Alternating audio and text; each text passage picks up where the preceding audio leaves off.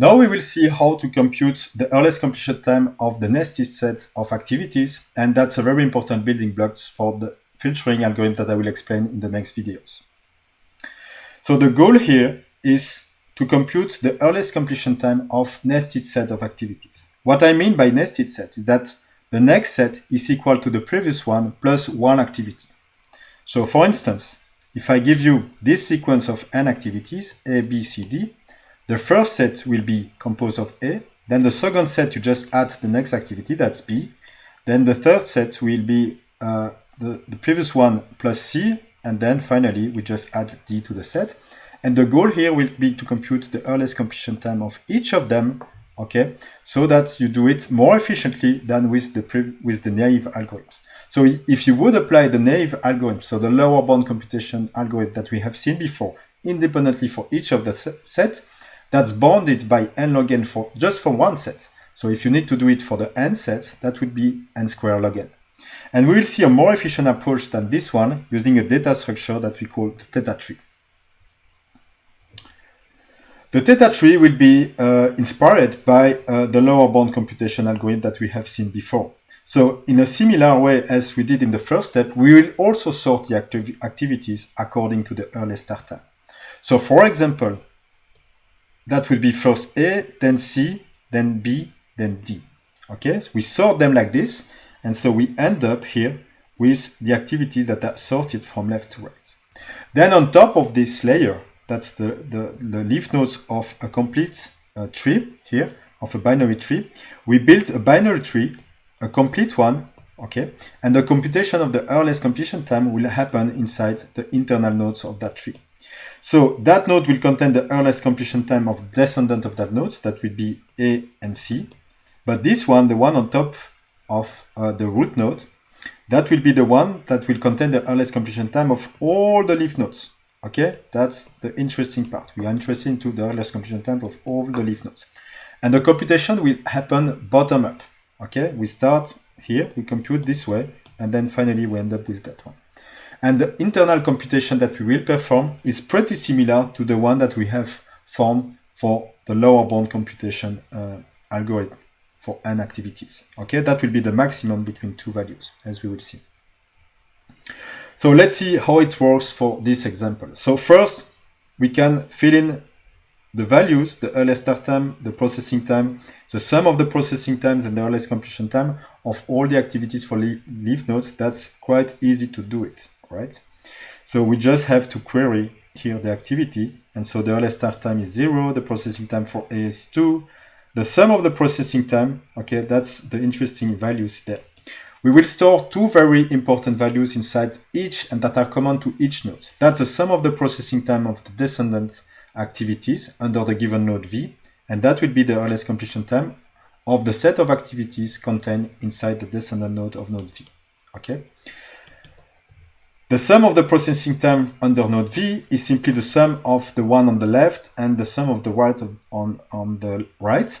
And in terms of earliest completion time of the activity of the activities descendant of V, you simply take the maximum between taking the earliest completion time on the left plus the sum of the processing time on the right, and you take the maximum with the earliest completion time of the activities on the right. Okay. What is important to notice here is that since the computation happens bottom up, updating the values for each internal node takes a constant time complexity. Right? So let's see what it means for this node, for instance, how to do it in constant time. We will simply apply this formula, taking into account the values on the left and on the right. So for the earliest completion time of the activity AC, you take the maximum between 2 plus 6 and 9. And that will be the maximum between 2 plus 6, that's 8 and 9. And this is what you get. And you apply again the same formula for the root node. And again, you do it in constant time, that's just applying the formula that is given there. So overall, the time complexity to compute the values inside each of the nodes is n squared, it's n log n, order of n log n. Okay, and the reason for that is that in this complete tree, you have log n layers, and the computation inside each layer overall is order of n, so n log n overall.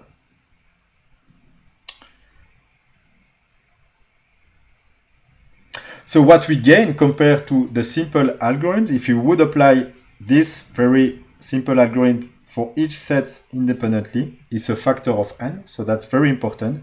Instead of the n square log n,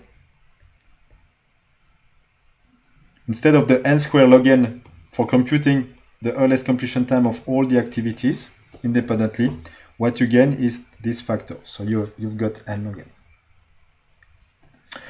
The initialization of the theta tree also takes n log n, right? Because you have to sort the activities according to the activities that are given there. You will sort them according to the earliest start time, and that's not necessarily the order that you have in T, okay? So in your example, that was first A, then C, then B, then D. But at the initialization of the theta tree, you have no activities at all in your set omega. So your set omega starts with an empty set.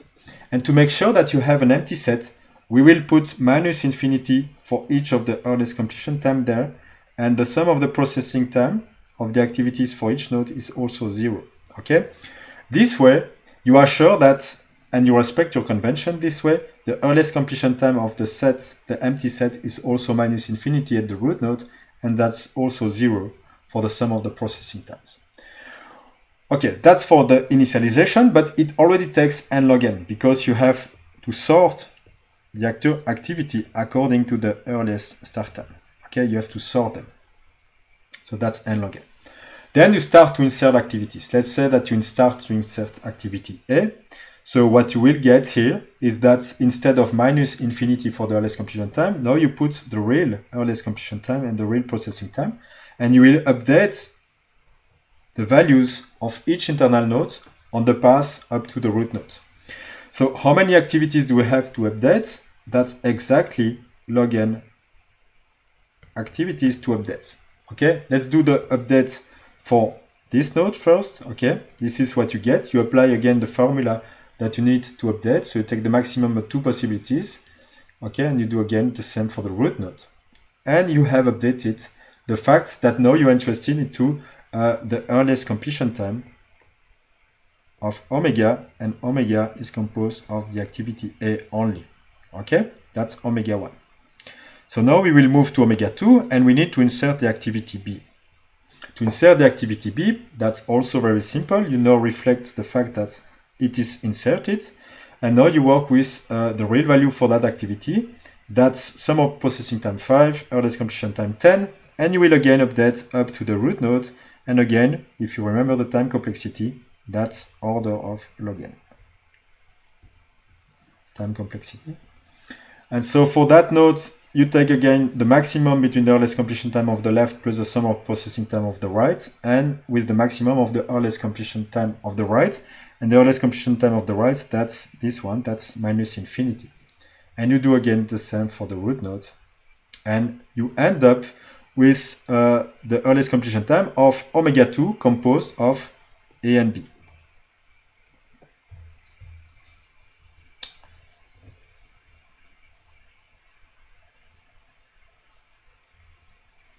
And so the maximum here for the earliest completion time of A and B is equal to 40.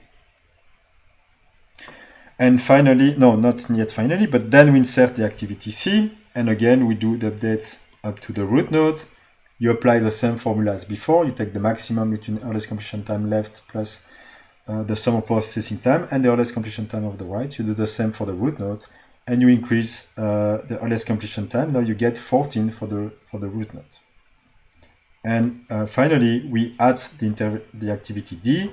You apply the formula, and you update everything up to the root node, and this is what you get for the root node.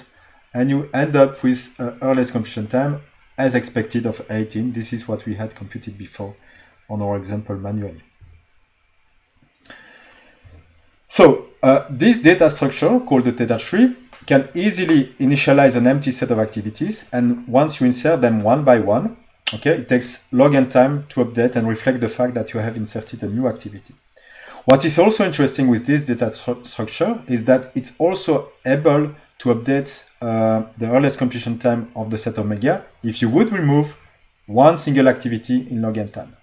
let's see what it gives if, for instance, we decide to remove this activity C. So if we decide to remove this activity C, what we will do is that we will simply put, again, minus infinity on the earliest completion time of C, and the sum of processing time will also be 0. And again, what you need to do is update everything up to the root node from this node, and you follow the path up to the root node. That's also log n time complexity to update everything. And this is what you do. You update again with the same formula as before.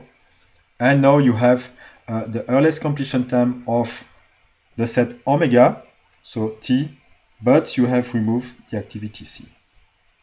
Okay, and so you've got the ECT of this. Let's wrap up about the time complexity and how the theta tree works. So the theta tree is a complete binary tree. Okay, so there is n log n nodes, internal nodes, and nodes overall. The leaf nodes corresponds to the activities, and that's very important to remember that they are sorted, always sorted according to the earlier start time of the activities. The internal nodes of the theta tree, they have two values. They have the sum of the processing times and the earliest completion time. And we can compute in constant time these internal nodes values, and we can update them in constant time solely based on the left and the right values inside the theta tree. And so the earliest completion time of the whole set is the one that is contained in the root node. So the initialization takes n log n because you need to sort the activities according to the earliest start time. Then just to insert one activity, that's log n, because you need to compute from the activity node, the one that is in the leaf nodes, up to the root node. And to remove, that's exactly the same time complexity. And if you're interested to just query the earliest completion time of the whole set of activity that you have inserted so far in the theta tree, it takes constant time once everything is updated, right? So it's just returning the value that is contained, ECT, that is contained in the root node of the theta tree.